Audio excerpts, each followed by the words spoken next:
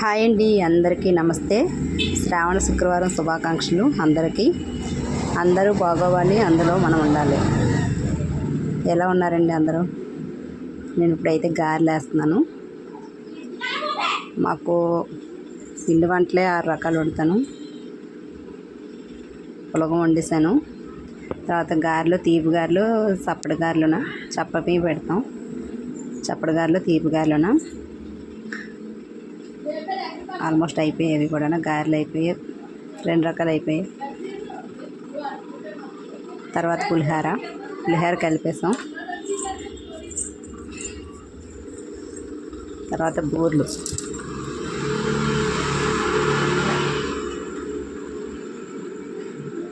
మీరు ఎంతమంది ఎన్ని వంటలు చేశారో కొంచెం కామెంట్ చేయండి. ఫుల్ వీడియో వాచ్ చేసిన తర్వాత అందరూ ఫుల్ వీడియో చూడండి, లైక్ ఇవ్వండి, కామెంట్ ఇవ్వండి గైస్. మీరు ఎలా చేసుకున్నారు పూజ విధానం కూడా చెప్పండి కామెంట్ రూపంలో.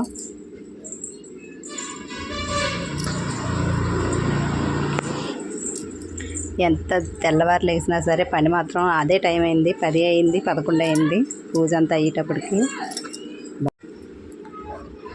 బూర్లు అయిపోతున్నాయి.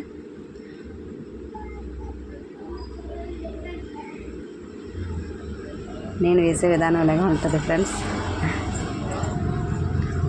బూర్లు అయిపోయి మిగిలిన తోపుంటే నేను బూర్లు అయిపోయాక బొబ్బట్లు చేస్తాను. తెల్లవారు 3 గంటలు వేసినా సరే పని 11 అయిపోయింది పూజ అంతా అయిపోయేసరికి. నేను చేసే విధానం ఇలాగా ఉంటుంది. బొబ్బట్లు ప్లాస్టిక్ కవర్ అనేసి ఇది అవ్వకండి. ఇది ప్లాస్టిక్ అంటే మరీ అంత పల్చ కవర్ కాదు, మామూలు థిక్ కవరే, పర్వాలేదు. అలా ఒత్తుకుంటే బేగ అయిపోతాయి. దీనికి గియ్య వాడతాను నేను.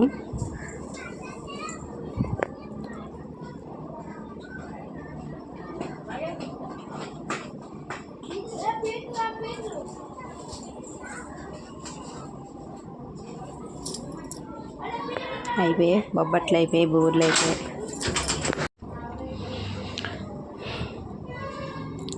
బూర్లు, అయిపోయి గారెలు, బొబ్బట్లు అయిపోయాయి.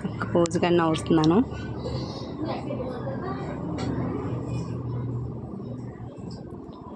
పచ్చకర్పూరం వేసుకోవాలి నీటిలో. లక్ష్మీ కటాక్షం కలుగుతుంది అంటారు. అమ్మవారి గాజుల మాల వేసాను.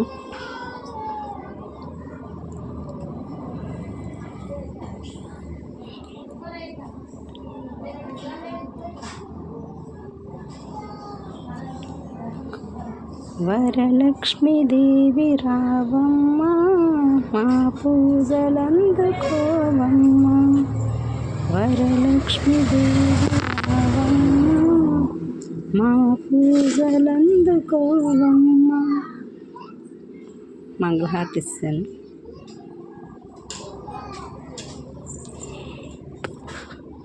ఇదే ఫ్రెండ్స్ నేను చేసిన పూజ అయిపోయింది. పూజా విధానం అంతా